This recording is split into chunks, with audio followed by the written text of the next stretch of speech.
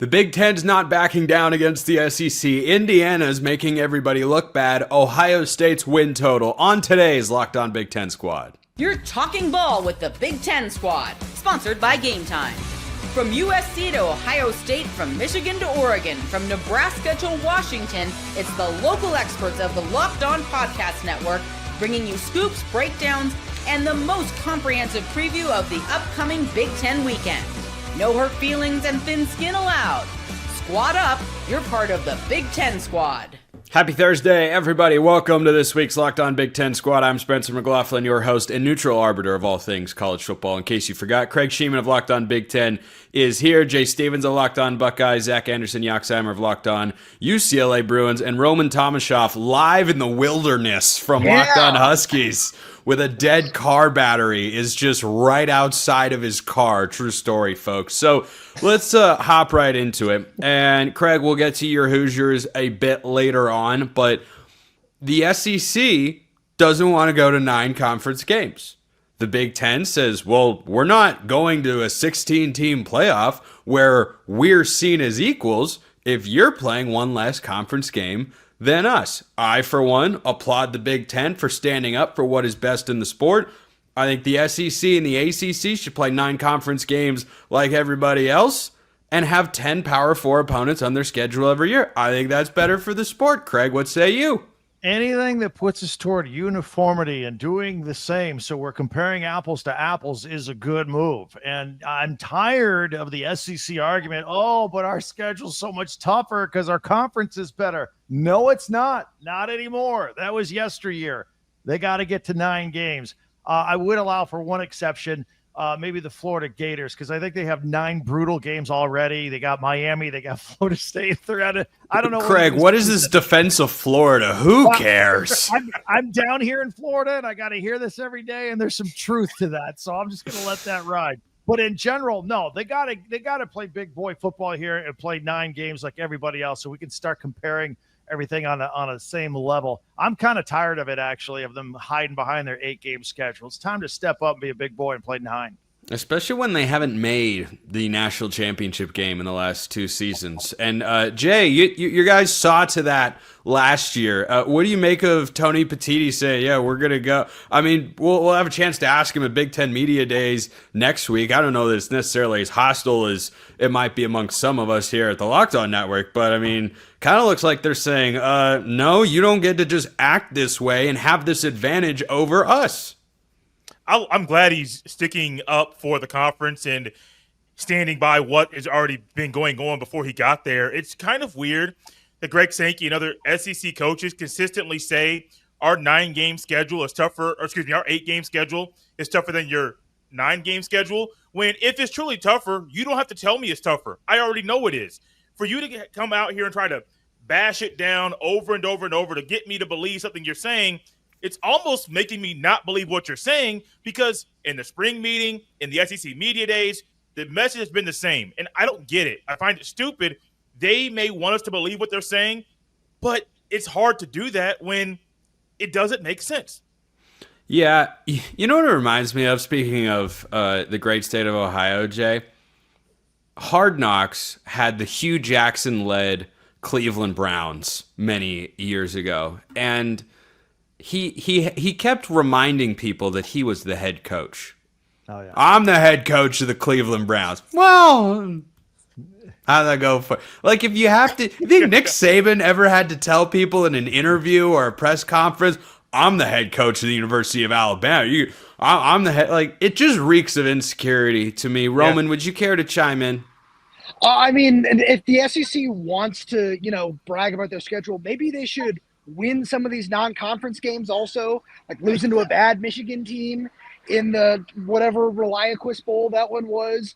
I mean, you look across the SEC over the last couple of seasons, like Georgia lost to Notre Dame. There's so many examples that we can go down from the last few years of the SEC just not being what it was. And it's time for them to adapt and choose this 9-game schedule. I mean, choose is probably the wrong word here, but it's time for them to adapt to where college football is going as a whole, because this is not the SEC that we saw 5, 10, 15 years ago.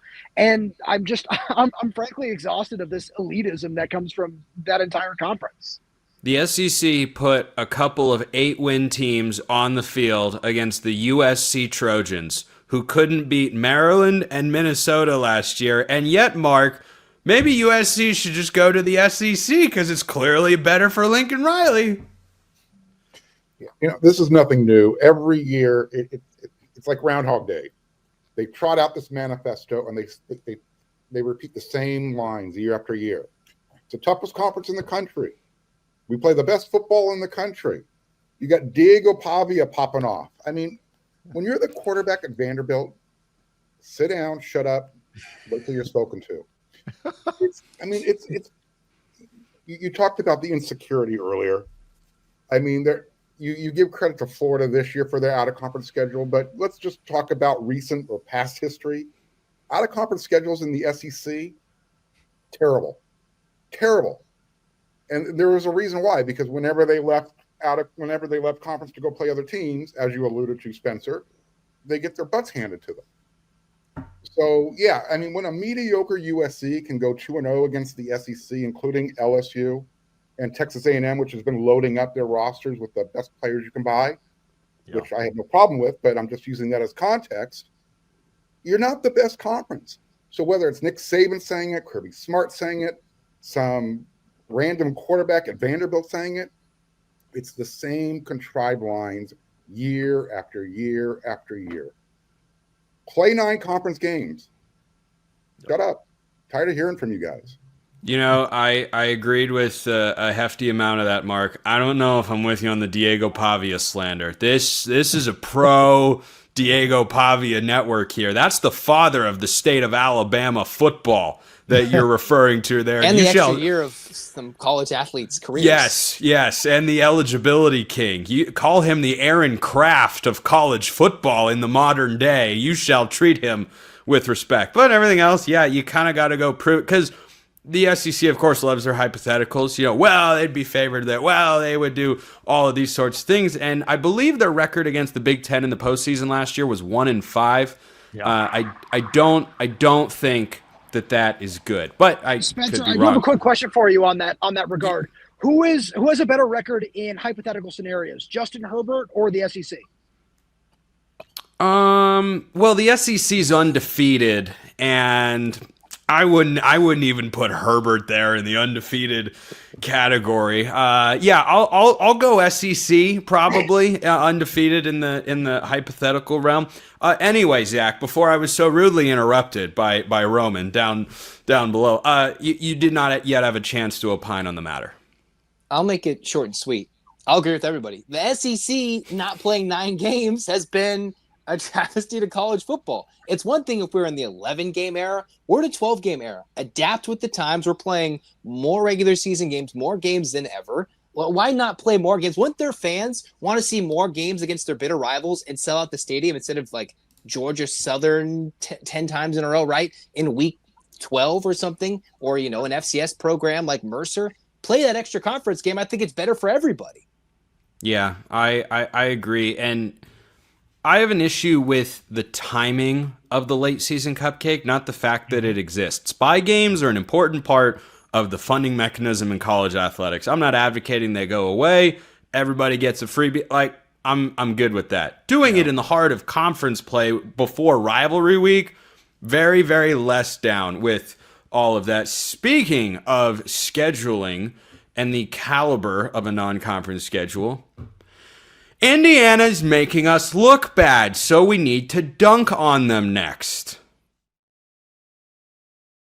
But first, this episode brought to you by our friends over at FanDuel. Summer sports are in full swing with college football right around the corner, and whether you're all about baseball under the lights, golf on the green, that's my kind of thing, or high-stakes soccer action, FanDuel is the best way to make every game even more exciting. You're already following the action, so why not make it a bit more thrilling? With FanDuel, you can get in on the game while your friends are getting sunburned at the beach. And if you want to bet any win total in the Big Ten, in the SEC, ACC, Big 12, every Group of 5 conference team has a win total out there. Whatever you could possibly want for the greatest sport on planet Earth, you can find it over at FanDuel. And if you're new to FanDuel, new customers can bet just $5 and get $150 in bonus bets if your first bet wins. That's a pretty good deal.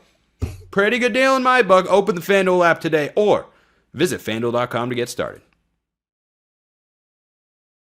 Jacob Goins of Locked On Hoosiers is not here, or else I'd be directing all of my ire at him, because there are certainly those, Chris Marler of Locked On Gamecocks being one, who are dunking on Indiana because, well, their non-conference schedule just got even weaker. It's a joke this year. There are 9 conference games. You got 9 Power 4 teams at least. But Craig, Yes. what are your Hoosiers doing here? This is not the direction we want to be going. Everyone should have 1 FCS, 1 Group of 5, 1 Power 4, and 9 conference games on the schedule. It's not that hard. What? They bought out of Virginia. They're going to have no Power 4 teams in their non-conference. What's going on here? Now, first of all, are there tickets still available for the Montana State-Oregon game? Because I want to go to that one, too. One FCS game a year is fine. There's nothing wrong with that. It's different when they just play in the NCS National Championship game. It's a little different there. Yeah, I like that point. I like that point, too. Montana State, elite FCS program. I mean, they're no Idaho, but they're elite.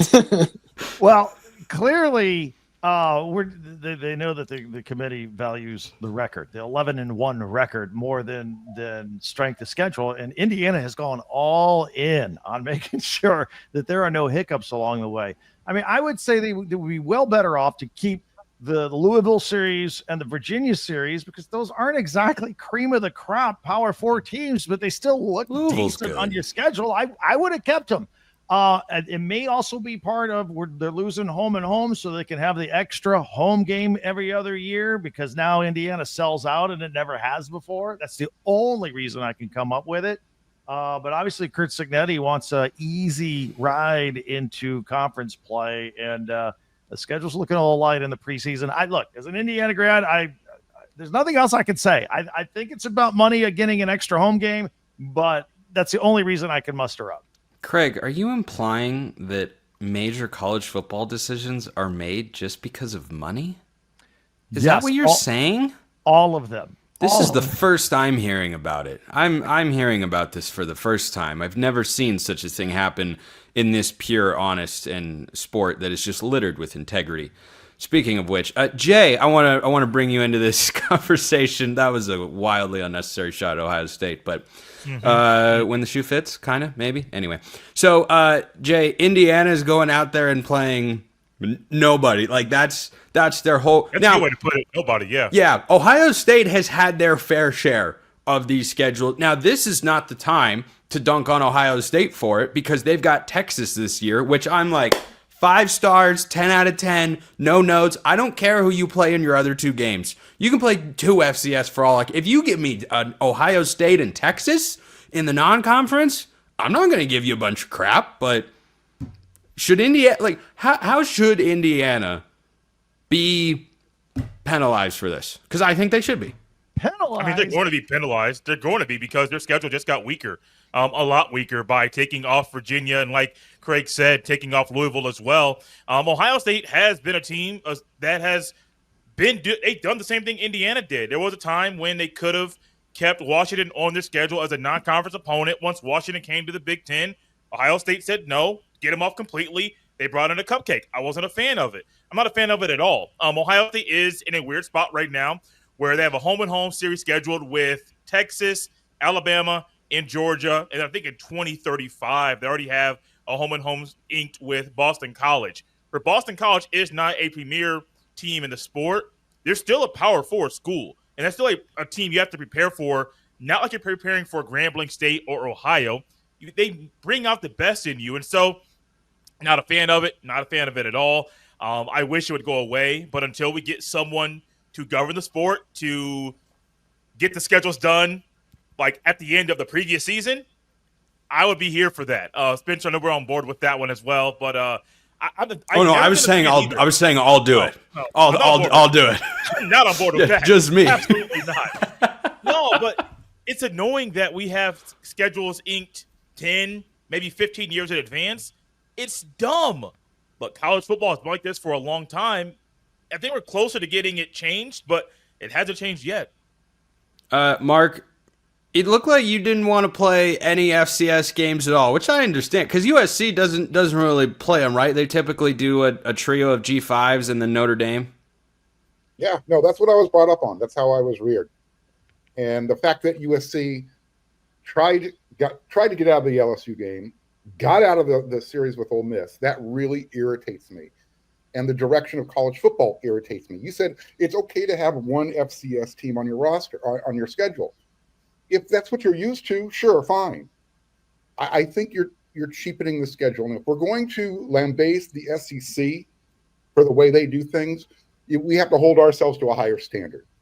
And that means no FCS teams, no welfare checks to these programs to keep their athletic departments open. You don't need to do it. For me, give me Notre Dame. Give me a state school from California, San Diego State, whomever, San Jose State. And give me BYU kind of fluctuates up and down. But that was your typical USC out-of-conference schedule. And then on occasion, you had those matchups where the home and home with an Arkansas and Auburn. I know Alabama was a neutral site game. That's how major college football should be played.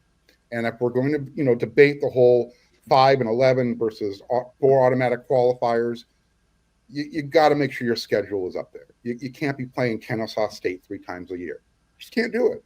Yeah, like Auburn's schedule this year, for instance. They, early in the season, have home games against Ball State and South Alabama, and then they play Mercer late in the year. And they have a quality non-conference game against Baylor, but why should a schedule like that be viewed in the same light as USC's, for instance, that has an extra game against a Big Ten team? Like, Auburn has 9 Power 4 games on the schedule, and that's just one example. There are some that have 10, like Alabama's, for instance, because they are playing both Wisconsin and Florida State this year. I'm not harping on those quite as hard, but like, I think you make a good point. This, like, well, if Auburn's playing 9, if they have 9 games where they have a reasonable chance, or at least a decent chance of losing, and 3 where they don't, why do teams that are only playing 2 of those, why should they be treated as the same in this entire discussion? And Zach, I know you don't like talking about Indiana much because it brings up what happened last year at the Rose Bowl, but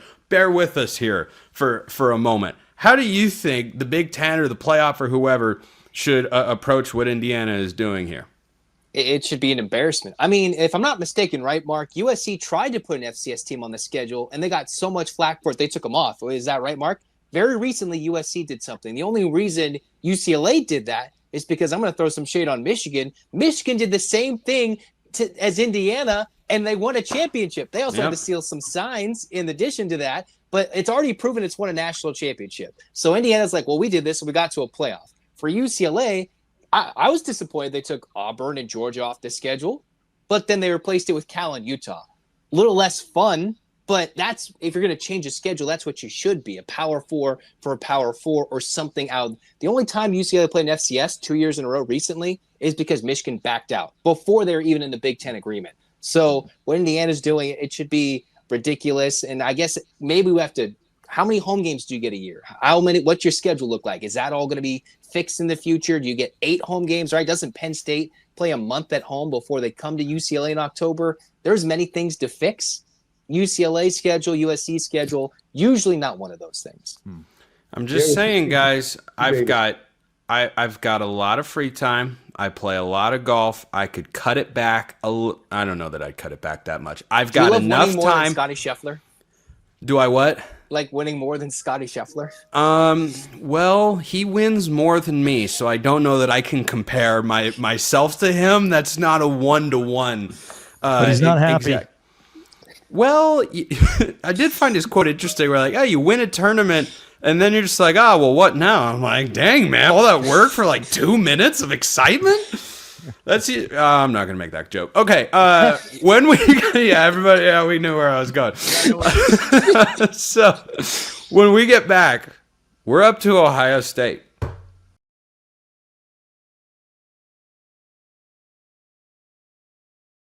That's how you know Brandon and I are not on the same page, and it happens. It happens. All right.